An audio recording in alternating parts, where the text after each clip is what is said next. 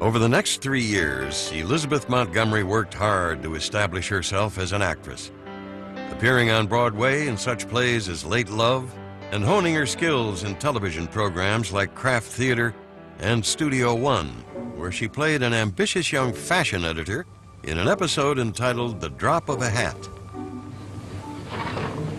Incidentally, I registered at Traphagen 2 nights a week. Well, at that rate, you just might bag a diploma before rigor mortis sets in. Don't you believe in formal training? I believe in putting talent to work, not sending it back to school. Yes, of course. New York critics took notice, and in 1954, Elizabeth was honored to receive the Theater World Award as one of the most promising personalities of the year, along with such emerging stars as James Dean and Eva Marie Saint. But the young actress was still struggling to develop her own identity. A lot of the times when she would be out, people would meet her or meet her with her father. She was Robert Montgomery's daughter. And boy, did she want to get past that. My mom was somebody who felt very strongly about who she was. But at 21 years of age, Elizabeth was preoccupied with more than just her professional life. The actress had fallen in love with a Harvard-educated stage manager whom she had met while guest starring on her father's show. After a brief but romantic courtship, on March 27, 1954, Elizabeth married Frederick Cammon in a grand society wedding, and the couple settled into a modest apartment on the Upper East Side. We lived in the same building. My wife and I and Elizabeth and Freddie were a floor above us. She was a darling, darling girl. I mean, she was truly funny, and she loved to have fun. I've had some of the best laughs of my life with her. But Hollywood was beckoning. Elizabeth had begun to attract the attention of movie producers who urged her to move west. When Freddie refused to follow her to Los Angeles, Elizabeth was forced to choose between her marriage and her career. After little more than a year, the two were amicably divorced. In 1955, the 22-year-old Elizabeth Montgomery made her film debut in the military drama The Court-Martial of Billy Mitchell, starring Gary Cooper and Rod Steiger. Don't blame Zach for what you did. Zach wouldn't have called his superior officers traitors. He didn't disobey orders. I can't do anything to help you, Billy.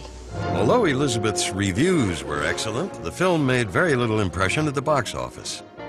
But the young actress had made a dramatic impression on the charismatic Hollywood star Gig Young.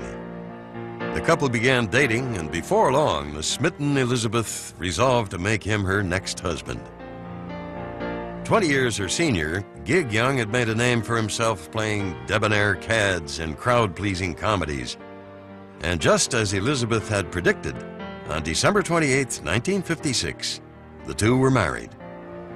Robert Montgomery did not attend the wedding, signaling a growing rift in the close relationship between Elizabeth and her famous father. Bob Montgomery was not pleased with that relationship. He didn't like Gig Young. In a curious way, Gig Young was a younger version of Bob Montgomery. He could play that same kind of role, sophisticated, glamorous. But she and Gig were very, very happy.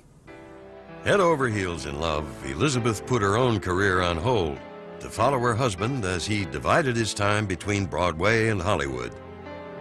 But behind Gig Young's charm and good looks lay the demons of an abusive alcoholic. Though the couple's fiery arguments frequently left Elizabeth depressed and terrified, she could not bring herself to confide in even her closest friends. She kept things to herself very much. No dwelling. She was secretive, and she didn't really like people to know if she was upset or worried or in pain or in anguish of any kind, you know. She toughed things out. Trapped in a troubled marriage, Elizabeth returned to acting. For the next 4 years, she worked constantly, guest starring on numerous hit television shows, including The Twilight Zone and The Untouchables, in which she played a Southern prostitute. Starring Robert Stack as Elliot Ness. Co-starring Elizabeth Montgomery. Tonight's episode, The Rusty Heller Story. Well, it's got no sense. Can't tell a hood from a cop. Even an untouchable ain't puncture-proof, honey. I appreciate the concern. You're just a super Boy Scout, ain't you? Do you want to die, is that it? I'm trying to understand you. Is busting into speakeasies and breaking up little old crap games really worth risking your life over? I'll bet your wife don't think so. The 27-year-old actress earned critical praise for her gutsy performance, and to her great surprise, she was nominated for an Emmy Award. After 10 years in the business, her career was soaring, and for the first time, she felt she was making her own mark in Hollywood. When she finally broke into her career, I remember her telling me she got a kick out of the time when she and her father were together, and it switched. It was like, oh, you're Elizabeth Montgomery's father. Yes, she said. But even growing success could not take away the heartbreak of Elizabeth's crumbling marriage to Gig Young. It was not a pleasant experience for her, that there was some domestic violence involved, and that she had to get out of it.